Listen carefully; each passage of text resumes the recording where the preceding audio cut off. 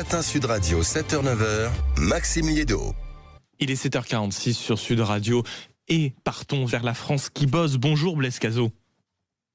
Bonjour Maxime. Merci beaucoup d'être avec nous ce matin. Vous êtes moniteur de ski du côté de Peyragudes dans les Hautes-Pyrénées. Comment se passe cette saison, mon cher Blaise ?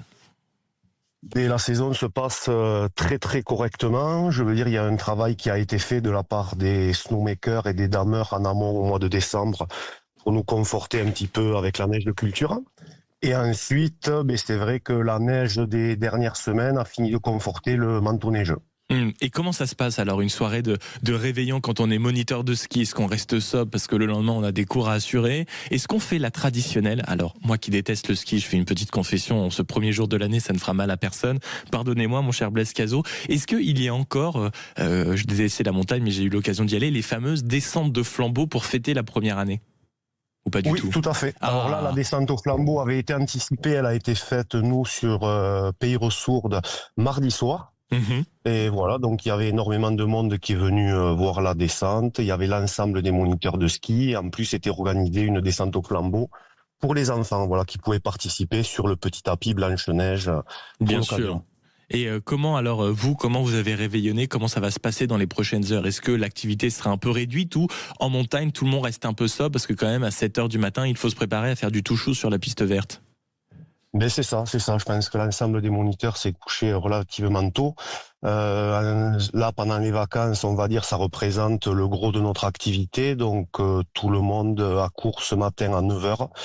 Et voilà, donc on va enchaîner les cours, des leçons particulières, des cours collectifs avec les enfants ou avec les adultes, et ça jusqu'à 17h ce soir. Donc il faut quand même rester relativement en forme. Est-ce que pour de plus en plus se payer des cours de ski, c'est devenu quelque chose d'accessible?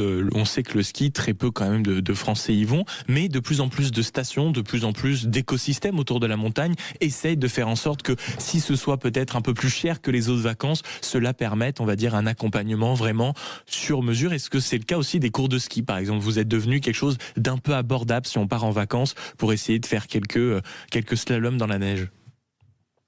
Alors les cours de ski, une leçon particulière est quand même un prix un petit peu moyen, on est dans les 60 € de l'heure.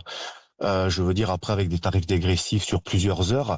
Il y a des semaines que la station de Peyragudes organise au mois de mars, donc c'est la famille Semaine Plus, qui permet aussi au niveau des familles de venir donc hors vacances scolaires avec des tarifs pour les remontées mécaniques, mais aussi au niveau des logements à des tarifs très très intéressants. Voilà.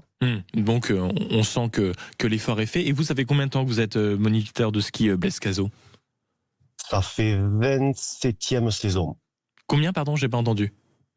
27 ans. 27 ans, mais alors attendez, mais comment on fait 27 ans moniteur de ski? Qu'est-ce qui vous fascine à ce point? C'est justement d'enseigner? C'est le fait d'être toute la journée dans un paysage formidable?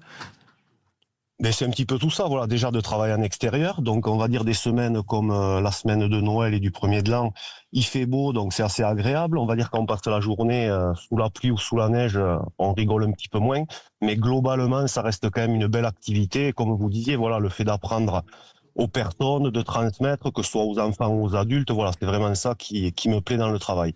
Sachant que, et j'aimerais quand même qu'on en dise un mot, l'école française de ski de Peyragudes est engagée. Français, oui. Oui, c'est ça, pardon. C'est dans l'inverse. L'ESF, vous avez raison, de Peyragudes est engagée depuis près de 20 ans dans l'handisport. Donc ça veut dire que vous prenez le temps d'enseigner aussi à des enfants qui n'en ont pas toujours la chance en réalité de faire ce sport-là.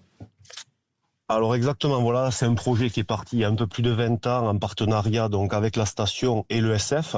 Nous avons développé tout ce qui était activité handisport, donc que ce soit pour les enfants ou pour les adultes, en sachant que voilà, en fonction du handicap, il faut un matériel bien adapté.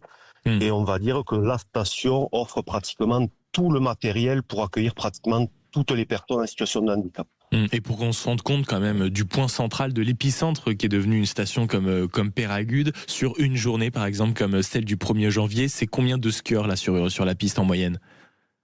Alors on doit être, peut-être que le 1er de l'an, aujourd'hui ça va être un peu plus calme avec les fêtards, mais voilà, globalement je pense que toute la semaine, avec un gros pic dimanche, mais toute la semaine ça a fonctionné à peu près entre 8500 et 9000 skieurs.